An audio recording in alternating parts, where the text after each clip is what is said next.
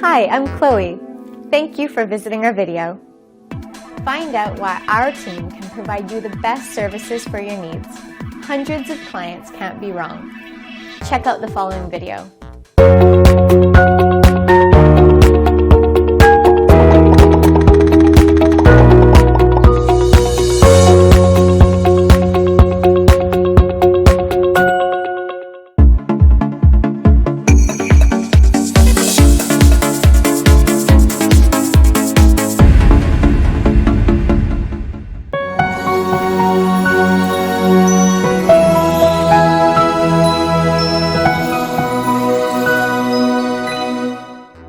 Real Estate with Realtor Kashif Sohail.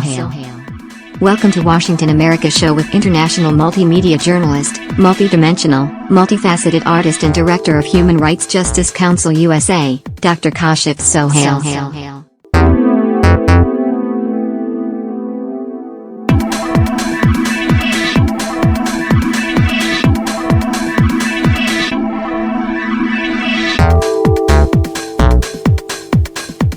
Establishing, maintaining, and keeping records of escrow accounts and escrow account activity are important obligations.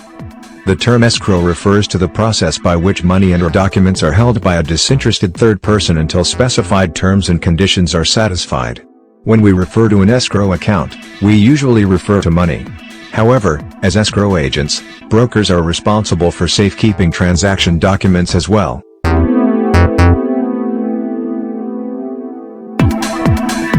An earnest money deposit, also called a real estate trust fund account, is generally submitted from the buyer once an offer is presented. This shows the seller that the buyer is committed to the transaction. The deposit is typically held by one of the brokers of the transaction in a separate escrow account. There is no written rule in many states as to where the EMD is to be officially held. Earnest money can be credited towards the sales price, should the sale proceed. Should the sale not close, both parties can agree to release the deposit, or a release form may need to be signed if the contract is voided during a contingency period.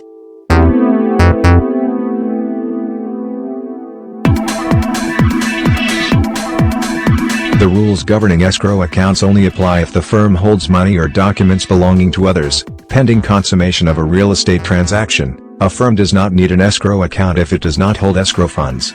Each escrow account that a firm establishes must be opened and maintained in a federally insured depository. Escrow accounts must be explicitly designated as an escrow account with a financial institution. A deed of trust is a voluntary lien on real property, similar to a mortgage. Under a deed of trust, a property owner enters into a contract to borrow money and voluntarily agrees to extinguish his rights in his real property in favor of the lender if he fails to pay the debt according to the terms of the loan agreement. The typical deed of trust is a contract between three parties: the borrower, trustor, the lender, beneficiary, and a neutral third person, trustee.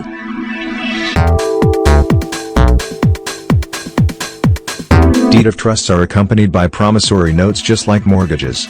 When a borrower pays a deed of trust, title theory states, in full, the lender sends the note, marked paid, to the trustee along with a request for reconveyance of the title.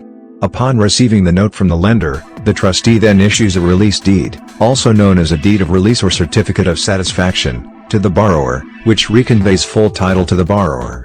The borrower records the release on the public record in order to cancel the lien and clear the title. Are accompanied by promissory notes just like mortgages.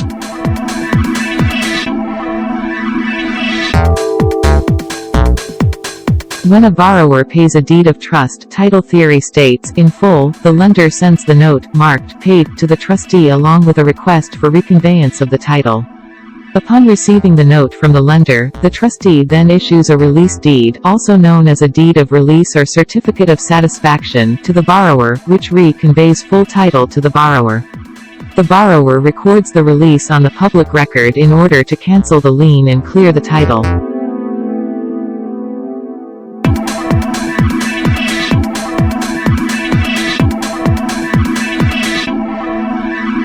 Federal laws have attempted to ensure that all American citizens have an equal and fair opportunity to obtain housing.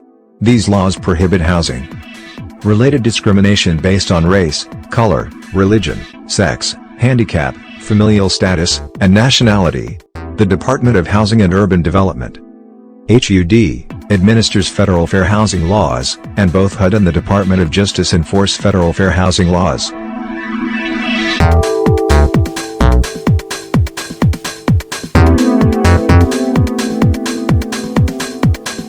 Most states have independent fair housing laws, patterned somewhat after federal laws. State laws cannot conflict with federal laws by being more lenient, or by authorizing fewer protections. But, state laws may impose stricter requirements, or authorize greater protections than federal law. For example, the Virginia Fair Housing Law is nearly identical to the federal law, except that it includes elderliness as a protected class. Elderliness describes individuals 55 or older.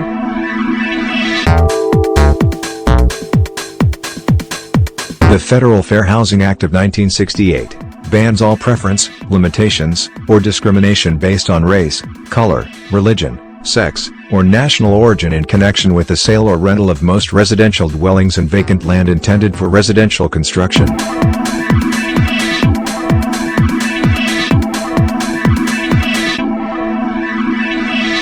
The Americans with Disabilities Act gives civil rights protections to individuals with disabilities that are like those provided to individuals on the basis of race, sex, national origin, and religion. It guarantees equal opportunity for individuals with disabilities in employment, public accommodations, transportation, state and local government services, and telecommunications.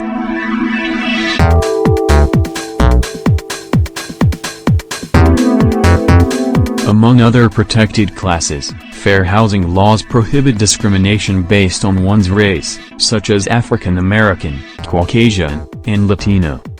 Among other protected classes, fair housing laws prohibit discrimination based on the color of one's skin.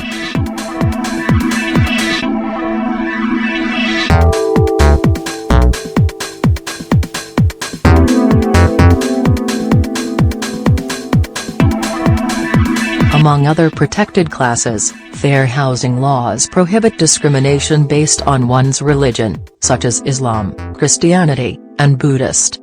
Among other protected classes, fair housing laws prohibit discrimination based on one's national origin, such as Chinese, German, or Brazilian.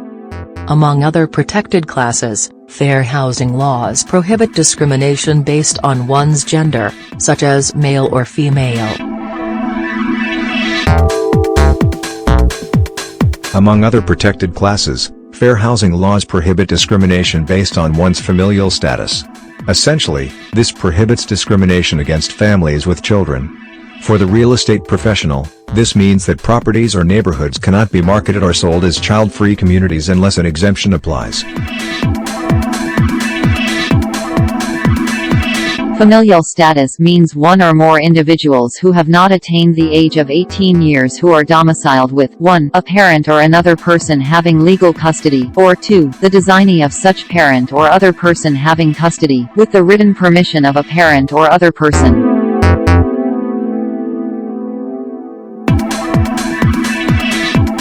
Familial status also includes any person who is pregnant or in the process of securing legal custody of any individual who has not attained the age of 18.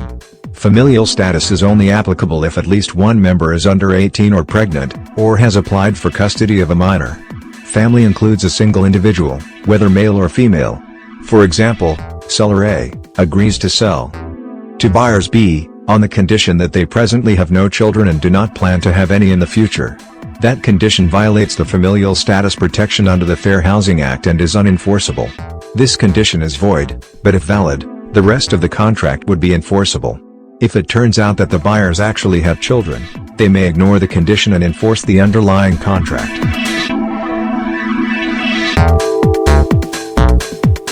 The Fair Housing Act protects persons with a handicap. The term handicap includes those with a disability. The legal definition of a disability requires that a person have a physical or mental impairment that substantially limits one or more major life activities. Courts have interpreted this phrase to include not only outward physical impairments, but also less visible diseases like HIV, AIDS, cancer, and alcoholism. However, disability does not include illegal drug use. Mental impairments are also protected handicaps.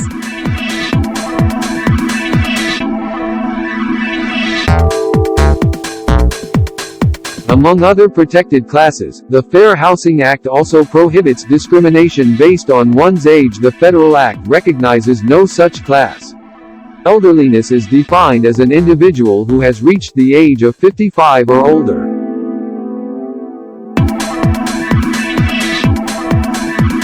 The Fair Housing Act permits otherwise discriminatory behavior in some very limited circumstances. This is accomplished through recognized exemptions. While racial discrimination is never exempted and some exemptions are not available when there is a real estate agent involved in the transaction, the Federal Fair Housing Act of 1968 and the 1988 amendments exempt private individual owners, owner-occupants, religious organizations, private membership clubs, elderly housing, occupancy restrictions, and threat to health or safety.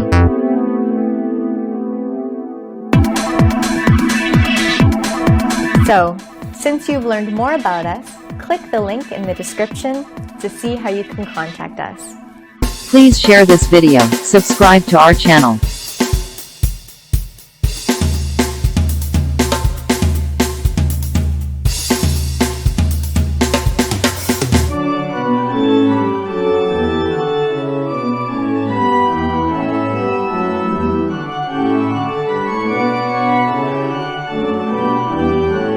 Are you looking to buy or sell a home anytime soon? If so, you've come to the right place. We'd like to give you the opportunity to work with one of the top local real estate agents and get the best deal when buying or selling a home. The fact is, experienced agents can often get you a 2 to 10% better deal on the purchase or sale of a property, mostly due to their experience in the local marketplace and their ability to negotiate the best deal. So contact our top agent now and start the process of buying or selling your home.